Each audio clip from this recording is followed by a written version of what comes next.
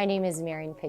I was actually injured by a provider at the left rib clavicle area. 2 years ago, I started getting paresthesias or numbness down my hands. Started on the left side and now progressively is like on the right side. And then on top of the upper body stuff, just tightness.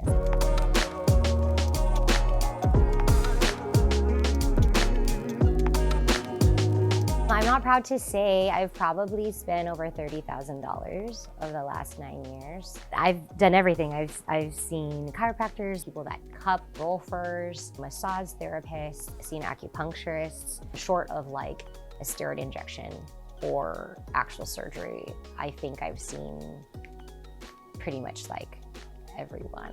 I live in California, so I traveled all the way from sunny San Diego to come over here to see Dr. Chris. The easiest money that I've ever spent. Marian had a rib adjustment about 9 years ago, and she said that's when all of her symptoms started. She has numbness and tingling, both hands, front and back. Some of the fingers are worse than others. And then she had chronic tightness on the left side of her neck, which when she finally flew out here, we realized it's on the right side of her neck as well. And then she also gets suboccipital headaches that wrap around to her temples. I have since been diagnosed with Thoracic Outlet Syndrome, which is kind of a very catch-all diagnosis. And it's kind of one of those things, like if the doctors don't know what it is, they'll like throw you into the TOS category, which is very frustrating for TOS patients. In January, I was at my ends with it and I was really going through a dark time and was feeling like there was nothing left I could do. It was like, this is it, this is my life. She's a great example of somebody who has enormous amounts of nerve entrapments, primarily at the nerve roots at her scalene, around the nerve roots going down the side of the neck, a little bit in the CT area, in the armpit where the nerves come through, and then down to the finger nerves, especially we did a little bit of the ulnar nerve and the radial nerve on the back side. I actually came across a testimonial video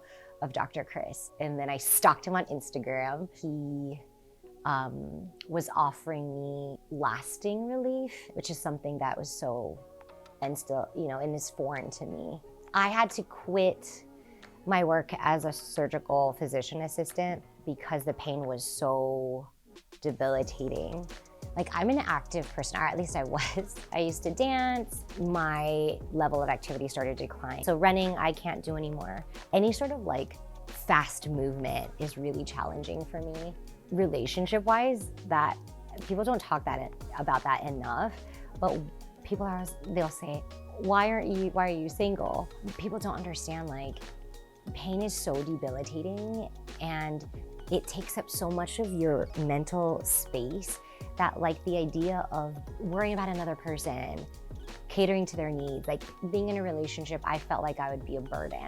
Like I feel bad for the person that I get into a relationship with because I understand it's not easy. I would say on a scale of 1 to 10, my pain definitely touched 10. So I really only had 2 weeks with Dr. Chris and I really only saw him for 6 days and 12 visits in a span of 2 weeks. And my pain, I would probably say, has definitely been cut in half. Over those 6 treatments, she's about 55% better. She's a great example of somebody who they think that they have suboccipital problems, but because their discs are degenerated and overloaded down low, she doesn't have the ability to bring her skull backwards. So when she does, the disc down low gets overloaded, and what happens up high in the suboccipitals is they become protectively tight, and then she gets those suboccipital headaches in and around her temples. So we freed up some of that disc stuff down low, and then her suboccipital headaches have been largely gone away while she's here over the past 2 weeks. And then we'll see what happens when she goes back to California and how much of the relief lasts. She seemed pretty happy with the relief that she had. I'm looking forward to dancing again because I do feel more energized. I feel like hopeful for the future that things are gonna continue to get better. In general, I think everything is looking up, which I'm happy about.